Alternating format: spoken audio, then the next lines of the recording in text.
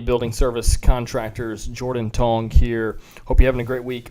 Hey, last week I wrote an article about 3 additional ways that you can compensate your managers at your company, and a way to drive the kind of behavior you're looking for and increase their compensation, and also increase the financial results of your company and the service results to your customers. And one of those concepts was the branch board concept. And I want to dive into a little more detail and share with you how I think this can really impact the bottom line at your organization. This is something that we have been using for quite some time at our organization. And if I'm giving credit where credit is due, Dana Weaver, a consultant in our industry and a former business owner of a very successful and large firm in the BSC industry, used this concept, and when he was working with our company several years back, he introduced me to it as well, and we've been implementing it ever since. And the results just have spoken for themselves for us, and we're super excited to be using it, and our performance has just tremendously went up in the last few years because of this concept. And I want to dive into a little more detail about how it works and how you can implement it at your company.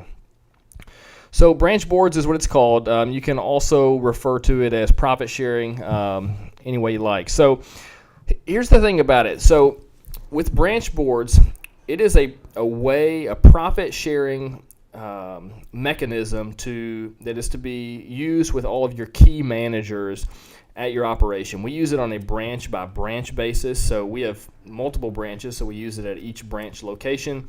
If you just have one operation that's in one location, you would just have one branch board.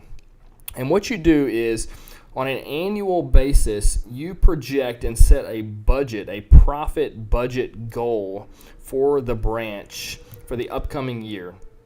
And you're predicting or projecting what you want to make as a company or as a branch, a subset of a company, for the coming year. Now, and then what you're going to be doing is paying your key people based on how well they perform against that profit goal. And specifically, you're paying them profit sharing based on the amounts that they achieve over that goal.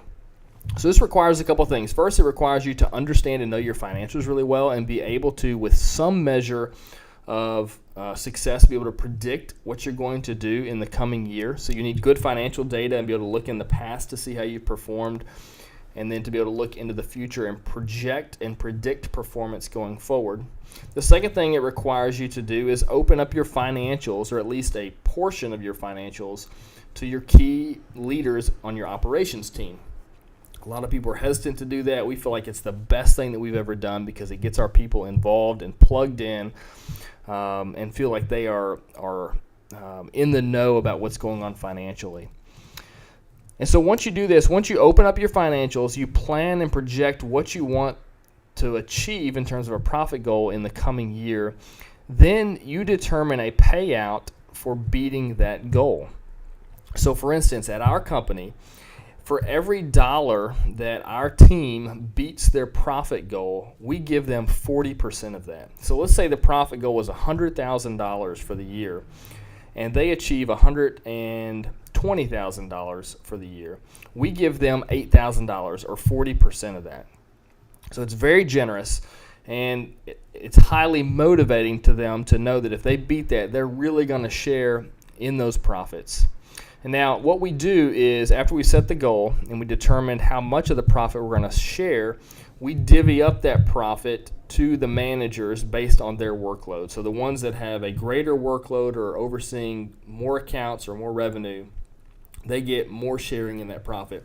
So here's what this does for the managers. Obviously, it highly incentivizes them to go out and sell extra work, to control their labor budgets. And because it's a team thing, because if one branch or if one manager does really poorly while other ones do really well, it negatively affects everyone. That poor manager does. So it creates a team atmosphere where everyone's pulling together, trying to achieve this goal together. So it creates camaraderie. It keeps people pushing and striving towards a goal that benefits the company but also benefits the managers. And what we do at our company, we pay out quarterly. So we break this goal down into 4 separate quarters, and we project for each quarter what it would be, and then we pay out quarterly. We used to do it annually, but we felt like because the goal was so far out, and it was only paid once a year, there was not as much motivation or excitement on the part of the managers. So when we paid it out in smaller increments, we felt like they were more motivated and the goal was more tangible and right there in front of them. Our profit percentages for our company since we've instituted this have essentially doubled. There's a lot of reasons for that, but I am convinced, and we are convinced as a leadership team, that the branch boards had a lot to do with that. I would encourage you to try this concept out or some form of it in your company. You always want to be incentivizing and driving the behavior that you're looking for out of your managers, and this is a great way to do that. If I can ever help anybody with that, I'd be happy to. Don't hesitate to reach out to me, and we can talk about setting these up in your company. I hope this helps you get on your way to success. Have a great week, and I look forward to connecting soon.